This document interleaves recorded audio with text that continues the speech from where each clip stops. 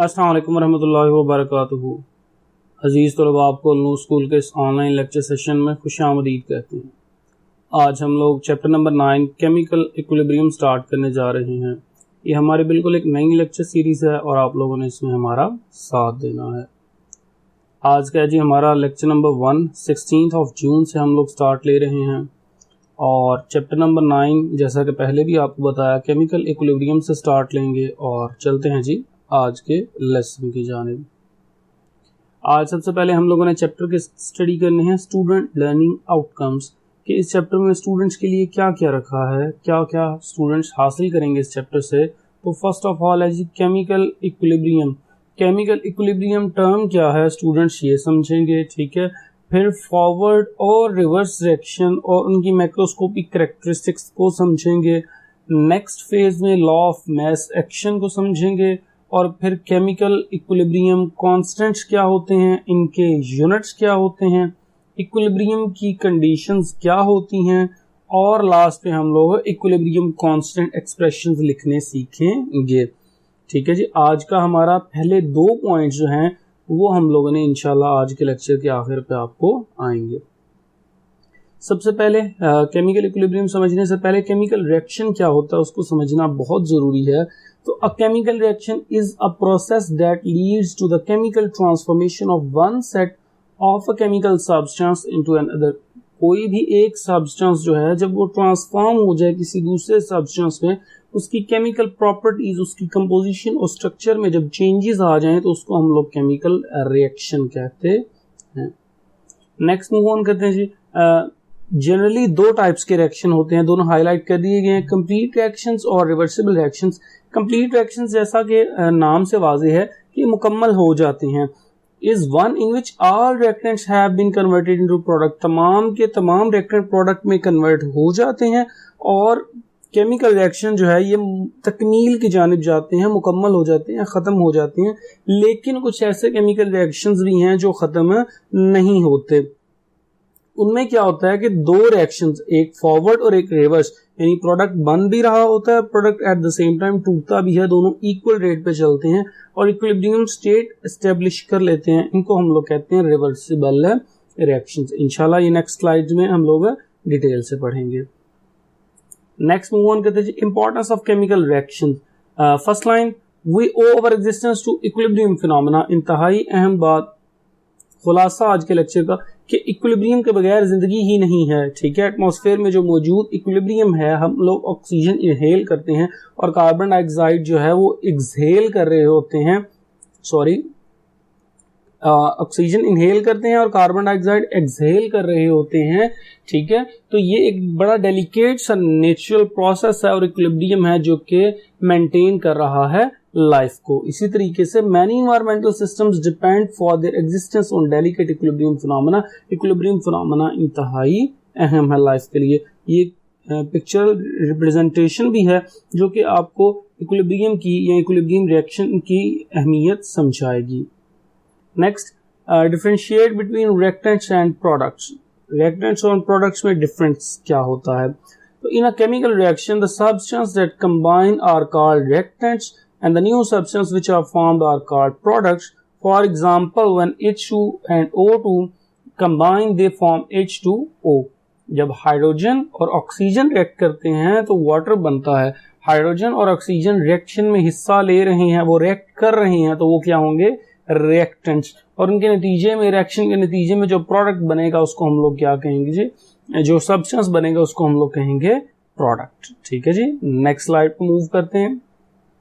इंतहाई easy, reversible और irreversible reactions के डिफरेंसेस। तो 3 डिफरेंसेस हैं और नीचे एक चौथी आपके पास एग्जांपल है।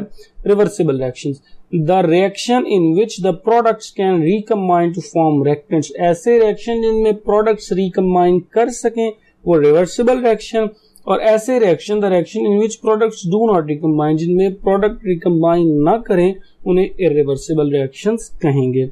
Reversible reactions, These reaction never goes to completion। इंतहाई अहम बात, जब प्रोडक्ट टूटते रहेंगे मुसलसल तो कभी भी रिएक्शन मुकम्मल नहीं होगा। इरिवर्सिबल रिएक्शन, जब प्रोडक्ट नहीं टूटेगा, प्रोडक्ट रिएक्ट नहीं करेगा, तो नतीजे में क्या होगा कि अल्टीमेटली तमाम के तमाम रिएक्टेंट्स प्रोडक्ट्स में कन्वर्ट हो जाएंगे। Reversible reaction, they are represented by putting a double arrow between the reactant and product. Double arrow क्या शो करता है कि रिएक्टेंट रिएक्ट करके प्रोडक्ट में कन्वर्ट हो रहे हैं, प्रोडक्ट रिकम्बाइन करके रिएक्टेंट में कन्वर्ट हो रहा है, यानी कि फॉरवर्ड और रिवर्स दोनों डायरेक्शंस में रिएक्शन प्रोसीड कर रहा है। जबकि irreversible reactions are represented by putting a single arrow. Irreversible reactions में सिंगल एरो जो है वो चीज शो करती है, क्या शो करती है कि ये रिएक्शंस जो हैं ये यूनी डायरेक्शनल हैं, सिर्फ एक ही डायरेक्शन में प्रोसीड करते हैं।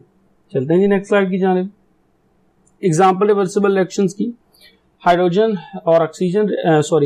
और आयोडीन रिएक्ट करके हाइड्रोजन आयोडाइड में कन्वर्ट हो रही हैं। यहाँ पे देखिए जी आयोडीन जो है वो पर्पल कलर गैसियस स्टेट में शो किया जा रहा है। जब हाइड्रोजन और ऑक्सीजन जो है वो रिएक्ट करेंगे तो कलर फेड होना शुरू हो जाएगा, क्योंकि हाइड्रोजन आयोडाइड कलरलेस गैस है। लेकिन जैसे ही डिकम्पोजिशन स्टार्ट होगी, यानी कि एक फॉरवर्ड रिएक्शन जब आप प्रोसीड कर रहा है तो कलर फेड हो रहा है, खत्म हो रहा है, लेकिन जैसे ही रिएक्शन रिवर्स आएगा, यानी कि हाइड्रोजन आयोडाइड टूटना शुरू होगी, तो दोबारा से कलर रीअपीयर होगा, पर्पल कलर दोबारा शो होना स्टार्ट हो जाएगा। नेक्स्ट एक और एग्जांपल से बात समझ लेते हैं कि कैल्शियम कार्बोनेट डिसोसिएट होकर कैल्शियम ऑक्साइड और कार्बन डाइऑक्साइड में कन्वर्ट हो रहा है। अब फॉरवर्ड रिएक्शन के नतीजे में डिकम्पोजिशन हो रही है, ठीक है। अब रिवर्स रिएक्शन में क्या होगा कि कैल्शियम ऑक्साइड और कार्बन डाइऑक्साइड रिएक्ट करके दोबारा कैल्शियम कार्बोनेट में कन्वर्ट हो जाएंगे। यहाँ सिंपल से एक बात जो पिक्टोरियल रिप्रेजेंटेशन है वो शो कर रही है कि अगर ये ओपन सिस्टम में आप रिएक्शन करवाते हैं तो कार्बन डाइऑक्साइड एलिमिनेट कर जाएगी। जब कार्बन डाइऑक्साइड जो है वो सिस्टम से आउट हो चुकी है, ठीक है, वो इवेपोरेट हो चुकी है, तो अब सिस्टम में कार्बन डाइऑक्साइड मौजूद नहीं है, रिएक्शन रिवर्स नहीं जाएगा, इक्विलिब्रियम एस्टैब्लिश नहीं होगा, तो आपने क्लोज सिस्टम में ये रिएक्शंस करवाने होते हैं। Next, chemical equilibrium state and its types. Chemical equilibrium क्या होता है?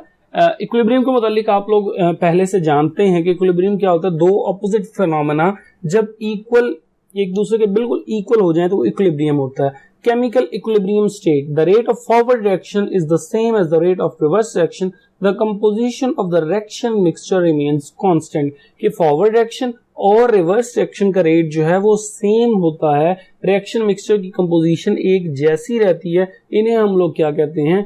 केमिकल इक्विलिब्रियम स्टेट कहते हैं, जिसकी दो पॉसिबिलिटीज हो सकती हैं, एक स्टैटिक इक्विलिब्रियम और एक डायनामिक इक्विलिब्रियम। चलते हैं जी स्टैटिक इक्विलिब्रियम की जानिब। तो static equilibrium when a reaction ceases to proceed, जब रिएक्शन रुक जाए, सीज यानी रुक जाना, तो उसे हम स्टैटिक इक्विलिब्रियम कहते हैं। जिस तरह एक बिल्डिंग है, ठीक है जी, बिल्डिंग डाउनवर्ड ग्रेविटी अट्रैक्ट कर रही है, लेकिन उसके ऊपर ब्रिक बाय ब्रिक जो आपने रखी है वो ब्रिक्स उसको पोटेंशियल एनर्जी अपवर्ड फराहम कर रहे हैं। अब वो बिल्डिंग अपनी जगह पे बिल्कुल ठहरी है, क्यों? क्योंकि all forces acting on it are balance, सारी की सारी फोर्सेस इक्विलिब्रियम में हैं, ठीक है। लेकिन जैसा कि एग्जांपल से भी आप समझ सकते हैं कि स्टैटिक इक्विलिब्रियम एक फिजिकल फिनोमेना है, ये कोई केमिकल फिनोमेना नहीं है, तो हम लोग अपने इस चैप्टर में स्टैटिक इक्विलिब्रियम को स्टडी नहीं करेंगे। चलते हैं जी डायनामिक इक्विलिब्रियम की जानिब। डायनामिक इक्विलिब्रियम क्या होता है जी? When the reaction does not stop, only the rate of forward reaction and reverse reaction becomes equal to each other but take place in opposite direction. This is called dynamic equilibrium state. Dynamic equilibrium state क्या होता है? जब forward action और reverse action जो है वो रुके नहीं, just opposite direction में take place करें, तो उसे हम लोग क्या कहते हैं? Dynamic equilibrium state कहते हैं। Dynamic mean reaction is still continuing, और नाम भी क्या शो कर रहा है कि reaction continuously चल रहा है, प्रोसीड कर रहा है। नेक्स्ट मूव ऑन करते हैं। डायनामिक इक्विलिब्रियम स्टेट की ही कुछ हम लोगों ने एक्सप्लेनेशन देखनी है, जो कि आपके बोर्ड एग्जामिनेशन के लिए काफी इंपॉर्टेंट है। In a reversible reaction the dynamic equilibrium is established before the completion of reaction, represented graphically in figure 9.3। ये ग्राफ इंशाल्लाह आपको नेक्स्ट स्लाइड में शो करते हैं। At the initial stage the rate of forward reaction is very fast and the reverse reaction is taking at negligible rate, but gradually forward reaction slows down and reverse reaction speeds up. Eventually both reactions attain the same rate. It is called dynamic equilibrium state. कहने का क्या मुराद है जी? Graph की तरफ आपको बात खुद ब खुद समझ आ जाएगी।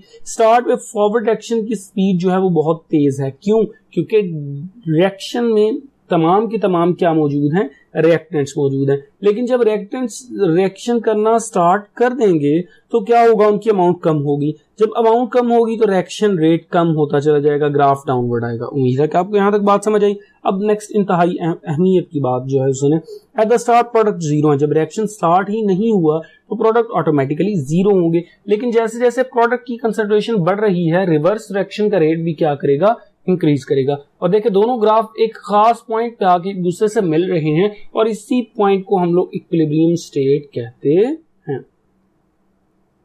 नेक्स्ट स्लाइड पे मूव करते हैं जी। एग्जांपल समझाई गई है जी। एग्जांपल क्या है कि देखें, हाइड्रोजन और आयोडीन रिएक्ट करके क्या आपस में बना रहे हैं, हाइड्रोजन आयोडाइड।